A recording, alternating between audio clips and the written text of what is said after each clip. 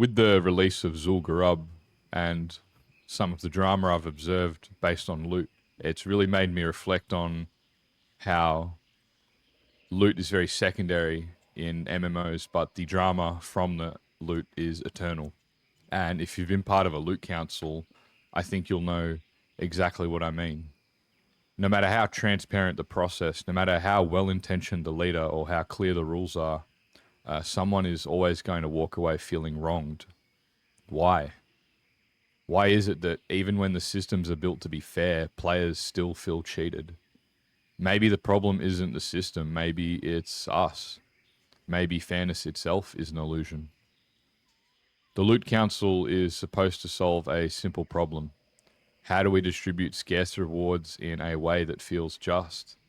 Main spec over off spec, 1 SR, 2 SR. These are all up to pure luck, but some people would think that the Loot Council is fair and just. But as philosopher John Rawls reminds us in A Theory of Justice, fairness only exists behind the veil of ignorance. In other words, fairness only really feels fair when we don't know who stands to benefit. But in a loot council, we always know. We know who logs in every night to raid. We know who has the loudest voice in Discord. We know who is friends with who. Objectivity dies the moment that human beings get involved, and fairness becomes a story we tell ourselves to avoid confronting the messier truth that loot is never just about gear score. It's about status. It's about belonging. It's about power. Psychology gives us a name for this: procedural justice. People are more likely to accept unfavorable outcomes if they believe the process was fair. However, in MMOs like World of Warcraft, where resources are limited, even the most fair process becomes tainted by perception. Every decision will be filtered through personal biases. Every loot award becomes a mirror of social dynamics within the guild.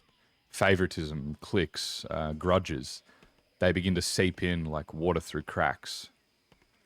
But the Loot Council also feeds into another deeply human desire: the illusion of control.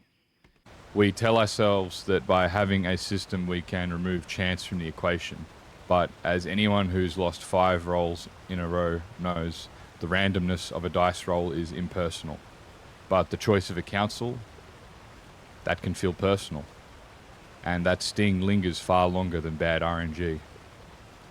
In reality, loot isn't just pixels, it's a form of social currency almost.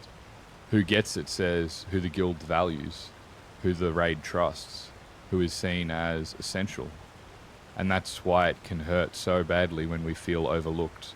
Because it's not about the item, it's about what the item can represent. Belonging, recognition, worth. Nietzsche might say, what we desire is not the thing itself, but the affirmation of ourselves through the thing. Loot becomes proof that we matter, that we are seen. So, how do we fix the Loot Council then? Maybe we can't. Perhaps the real fix is letting go of the illusion that any system can perfectly balance human feelings. The philosopher Epictetus reminds us it's not what happens to you, but how you react to it that matters. Loot will always be scarce. Systems will always be flawed. Guilds will always be human. But what we can control is our own relationship to those systems. To recognize sometimes that the drama around loot isn't a flaw.